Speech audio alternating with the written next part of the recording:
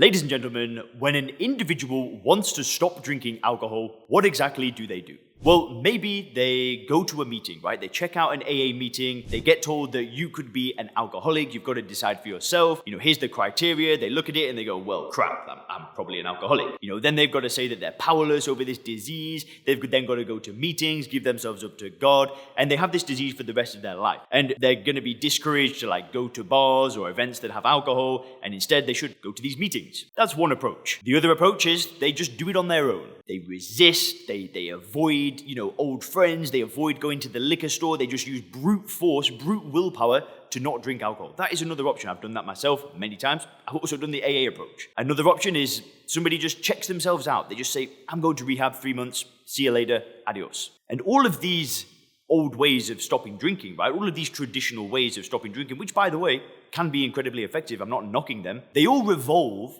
around avoiding alcohol. It's not about embracing alcohol, which I will get into in the video in a very strange way.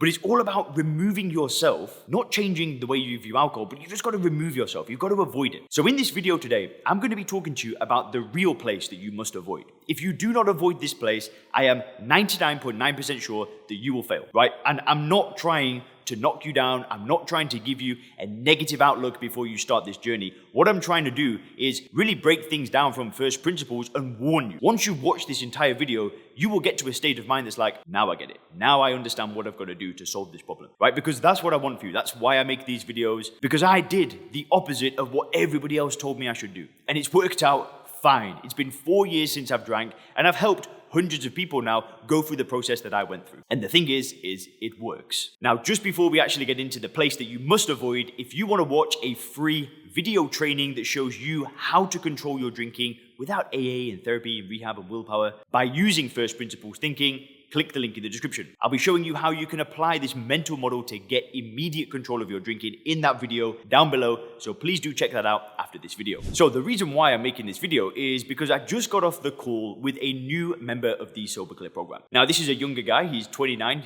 He's actually the same age as me, and he lives in America. Cool guy. And he's just finished the first thing that we do together. So the first thing that I do with people when I work with them is I help them change their perspective around alcohol. It's all about reframing how you actually view it. And the way that we do that is through using first principles thinking, right? We use a mental model, we look at all the component parts of the problem, we put it back together to create this new world view where you see alcohol for what it is, right? And what is alcohol? Well, I've told you a million times already if you watch these videos, all alcohol is ethanol, right? It's this fancy marketed poison. It's this highly addictive drug. And when you can see that purely for that and nothing else, you don't see any of the good associations with it, it's like you don't want to drink. And I know that sounds hard to believe, right? But that's the process that I do. And I know for a lot of you guys that watch the YouTube videos, you've gone through that process by watching the free videos and you're well on your way without actually working directly with me, which is also cool. Anyway, I digress. So this new guy's gone through the first part of the program and we just caught up today. So it's been a couple of weeks since he drank. We just had a phone call today. And what I would have done on this phone call is really encouraged him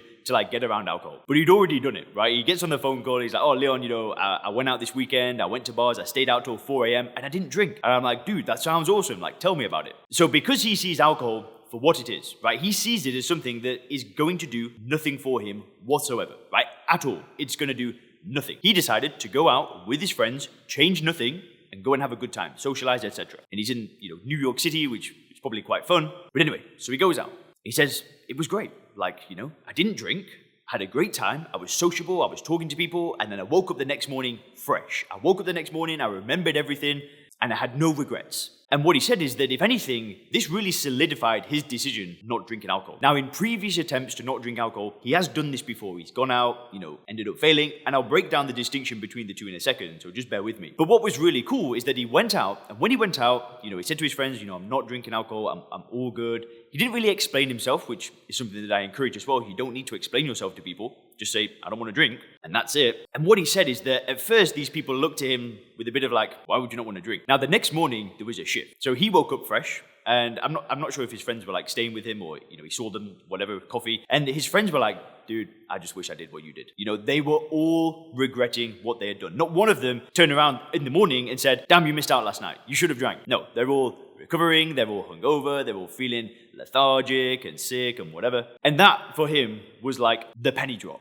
It was yes. like it's done. The problem is solved, right? He knew that the problem was solved because he's gone out, he's had a good time, he's been around drinkers, and then he's seen the aftermath, right? He's seen his friends that are all complaining, and he's like, this is the right decision. And I have 100% faith that this individual is not going to drink anymore. Like, I could see the certainty in his face. Like, he knew that that was it. Like, the problem is solved. Now, one thing that is interesting is that as we were talking, he said that, like I said, in the past he had done this, but he stopped drinking many times, right? He stopped drinking a few months here, a few months there. But what he said is every single time that he stopped drinking is that he couldn't remove the desire to want to drink. He always knew in the back of his head that he would fail one day. It's sad, right? But I've been there as well. I've been in a place where I've stopped drinking alcohol and I knew that it was a matter of time. I knew that I was just gritting through it, going a few weeks, trying to just get my life back together, put the pieces back together, and I knew that I would be back at it in no time. But what he said to me is this time, something feels different. Something feels different. My perception has changed. So when I say that you need to avoid this certain place when you stop drinking alcohol, what I'm actually referring to is a place in your mind. The place that you need to avoid is the feeling like you have even given something up. Because if you feel that way, yeah, you damn right will need to avoid bars. You will need to avoid alcohol. You'll need to scurry past the liquor aisle when you go to the supermarket, right? If you feel like you have made a sacrifice, that's what life will be like. The place that you need to avoid in your mind is that alcohol does anything for you. Which really leads me to the final point of the video, which is the most important point. Reframing how you view alcohol is the most valuable use of your time if you are trying to stop drinking. You need to get to a state of mind where you see it as poison. It is imperative. Now, am I saying that you are 100% guaranteed to fail if you don't do this? Absolutely not, right? I'm sure that there are thousands of people out there, they go these traditional routes, right? My mum is one of them. She went to AA, 20 years, saved her life. Right? She is one of those people that has gone this different route. But at the end of the day, if that hasn't worked for you, right? If doing it on your own, using willpower, trying these traditional ways hasn't worked for you, you need to change your worldview. And it's why I'm so passionate about making these videos, about running my business, Sober Clear, because it is all about that, right? It's about removing the conditioning, seeing alcohol for what it is, and then embracing life, right? Going out, going to bars, being around alcohol, but so much more than that. That's like 1% of life, right? A few social events here and there, done. What we want to do is make alcohol so irrelevant in our life that the problem is solved, right? We want to get to a state of mind where it's like a cut-off point, right? I used an example on the call with this chap, and I said to him, if you woke up tomorrow, right, and had a really bad tummy because you ate bread the night before, and you stopped eating bread and the bad tummy went away, are you going to need to go to meetings to not eat this bread? If you remove the bread and your life just improves exponentially in every single way, are you going to need to use willpower to not eat bread?